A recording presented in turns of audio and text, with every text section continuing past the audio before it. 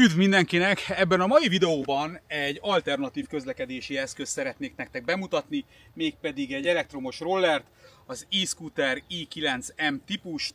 Ez a típus egyébként 35 km/h sebességre képes, 30 km megtételére alkalmas, és hát ilyen kis ultra könnyű, tehát ez nem egy ilyen nagyméretű, nagy hatótávú roller, kifejezetten jó ingázáshoz. Ez a videó erről fog szólni, úgyhogy gyertek, tartsatok velem!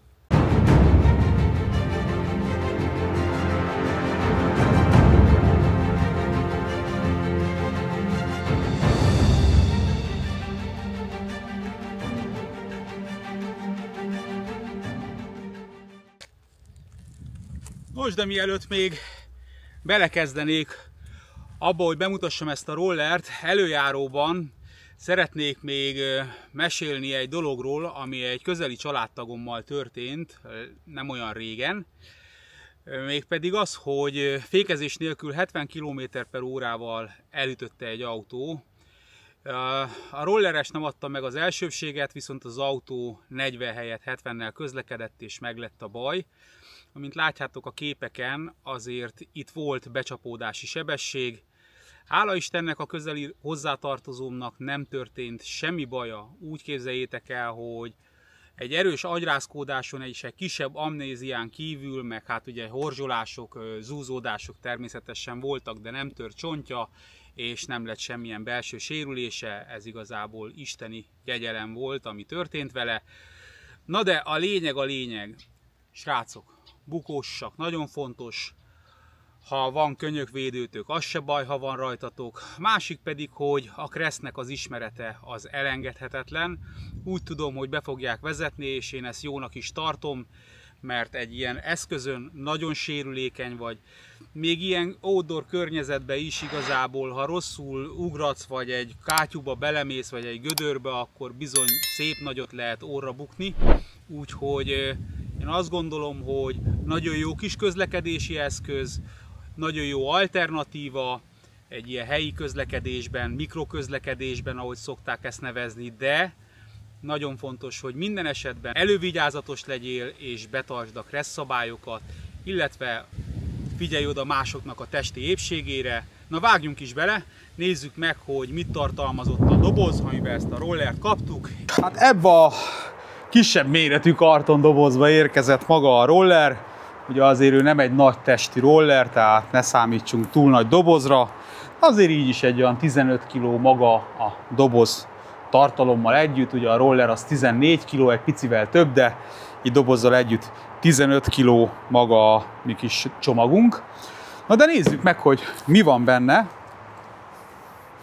Ahhoz először is bontsuk ki a tetejét.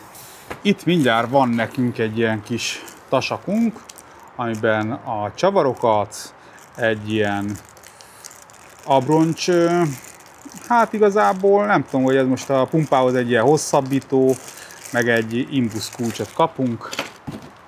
Ilyen kis hungarócerekkel van kitámasztva jobbról balról maga a rollerünk, és most le is fogjuk venni erről az asztalról, hogy jobban belelássunk a csomagba. Itt van a mi kormányunk. Itt is van egy ilyen hungarószer. Aha. Na. Most össze is rakjuk, majd aztán összecsavarozzuk.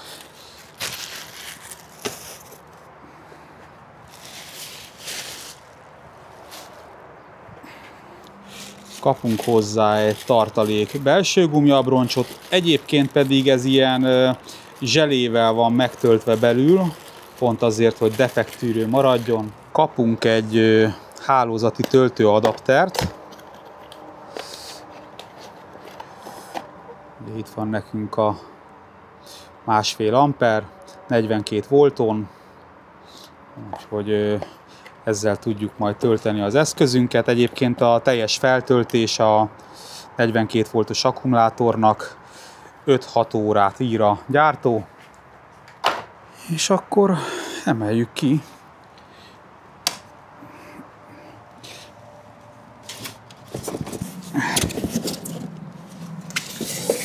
És hát itt van a rollerünk.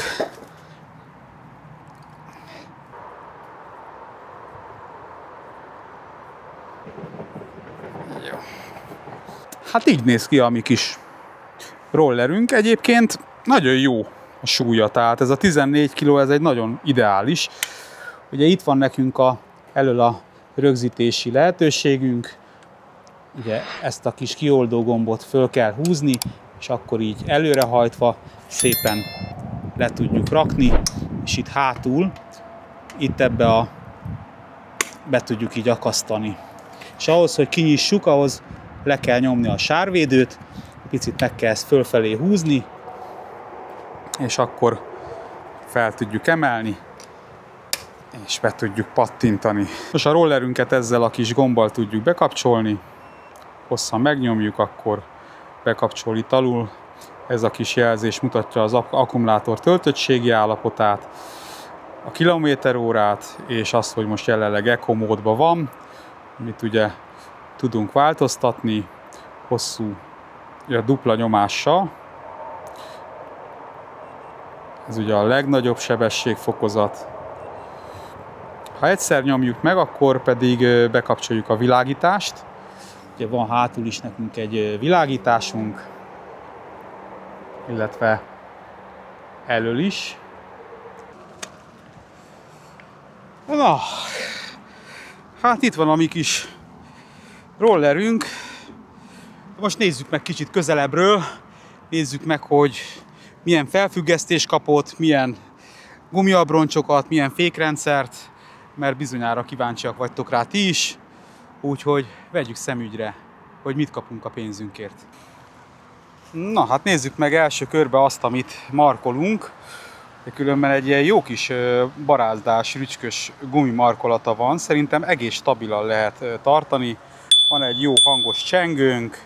Ugye ez nem csengő, ez a tartó szerkezet, amivel egyébként erre a kis bütyökre ugye össze tudjuk akasztani, és akkor lehet vinni, de most tegyük is ezt meg. De így tudjuk lehajtani, és ilyenkor már igazából könnyedén meg tudjuk emelni. És ahhoz, hogy feloldjuk egy picit ezt a sárvédőt, meg kell nyomni lefelé, és ezt pedig föl kell húzni. És itt elől van egy ilyen érdekes retesz, egy ilyen cucc, és ezt kell így bepattintani, és ahhoz, hogy oldjuk, ahhoz ezt ugye föl kell húzni, és akkor tudjuk kihúzni. Na hát ilyen gumiabroncsokat kaptunk, egyébként 10 szoros fújható kerekei vannak, tehát tömlővel rendelkeznek, viszont ami a gyártó állít, hogy ő egy defektúrő, maga az abroncs az egy defektúrő abroncs, illetve a tömlőbe is defekt gél van, tehát igazából, hogyha valamilyen apróbb kis dolog kiszúrja a guminkat, akkor ez a gél beáramlik abba a üregbe, lyukba, és kitömíti, hogy ne eresszel le. Ugye itt ilyen speciális maga a folyószelepünk, ezért kapjuk hozzá azt a kis rövid tömlő hosszabbítót, mert az ide befér az elektromos motor mellé, hiszen ő egy elsőkerék meghajtású 500 wattos elektromos motorral rendelkezik. Hát nem az a nagyon nagy erőgép, de igazából az én közel 100 kilós testemet azért könnyedén elmozgatja. Mint látjátok, van itt oldalt fényvisszaverő, ugye itt jön ki az elektronikának a vezérlése. Ugye, amint látjátok, itt a felfüggesztés az egy ilyen dupla csöves, és így megy oldalt ez a két cső egészen az akkumulátor fölött, és megy ki ugye a két kerék felfüggesztésbe. Nekem ez egy sokkal strapabíróbbnak tűnik, mint azok a verziók, amik ugye két hegesztéssel vannak ellátva, tehát egyszer vannak ugye itt fönn a kormányoszlopba, és ugye az akkumulátor fedélbe ugye megy bele a hegesztés. Egyrészt ott két hegesztés van, illetve biztos, hogy nincs így tehermentesítve az a típus. Én azt gondolom, hogy ez sokkal strapabíróbb. A gyártó 120 kg-ig engedi terhelni ezt a rollert. Én azt gondolom, hogy 120 kg-nál már egy 10%-os emelkedőben szerintem megáll. Egyébként 15%-os emelkedőt ígér a gyártó, hogy azon még föl kell, hogy menjen, de tapasztalat szerint azért ott már nem lehet neki szakítani, tehát ott már visszaveszi a teljesítményt. Na, mint láthattuk, ugye a lámpáját ugye itt érjük el. Ez egy nagyon hasonló konstrukció, itt a műszerezettsége, meg a lámpa kialakítása a Xiaomihoz. Ugye a gázkarunk az ezen az oldalon helyezkedik el, és most direkt startba van beállítva, tehát ami azt jelenti, hogy nem kell ugye meglökni a rollert ahhoz, hogy elinduljon, hanem ilyenkor direkt startba is működik. Ezt kevésbé ajánlom ezt az opciót, hiszen ilyenkor a nulláról kell ugye fölgyorsítani a rollert, és ebbe az esetben viszont sokkal jobban fogyassza az akkumulátort. Egy picit tudunk taszítani lábbal, hogyha el akarunk indulni, és az nagyon sokat segít az akkumulátornak. Tehát ide kapunk egy tárcsaféket, ha megnézitek, tehát ő egy hatékony tárcsafék, amivel tényleg könnyedén le tudjuk fékezni a rollerünket, és hát ha megnézitek, akkor itt kaptuk meg a hátsó világítást, ami fékezéskor egyébként villog.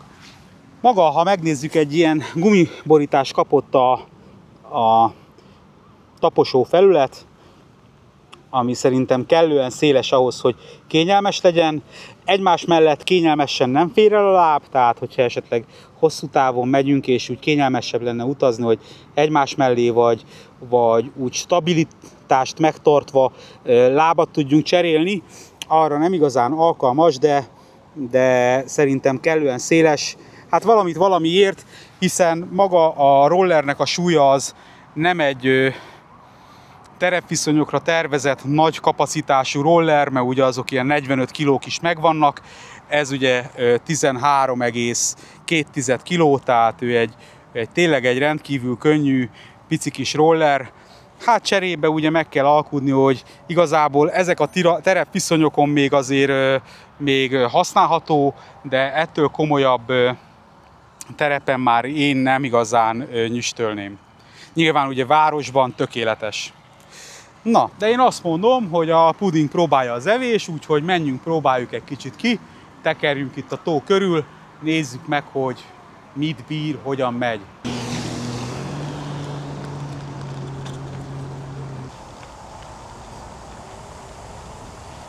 Ki fogunk menni a főútra, és megnézzük, hogy mi a vége. Most jelenleg csak egy ilyen kis karikát megyünk. De azt kell mondjam, hogy egész rendesen húzza itt a motor a tömeget. Majd szépen kikanyarodunk itt a sorompónál. Kimegyek, meghúzatom egy kicsit itt az aszfalton.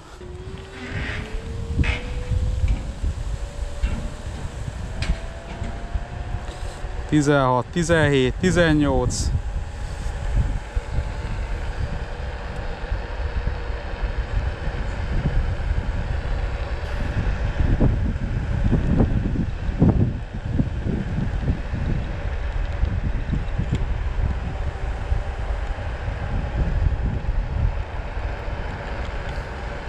Nem értettem, miért nem megy 22 km fölé, de hát most már tudom, azért nem, mert hogy ez mérföld.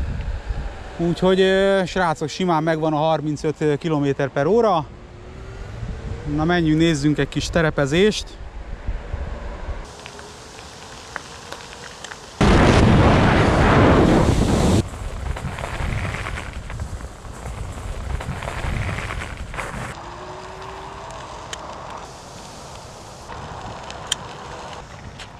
Nos srácok, én szerintem ez egy nagyon jó árértékarányú roller, ugyebár a Geekbikingon 100 000 forint körül van, 105 és 110 000 forint között mozog az ára. Decathlon oldalán megnéztem, ott 198 000-ről van leértékelve 150 000-re.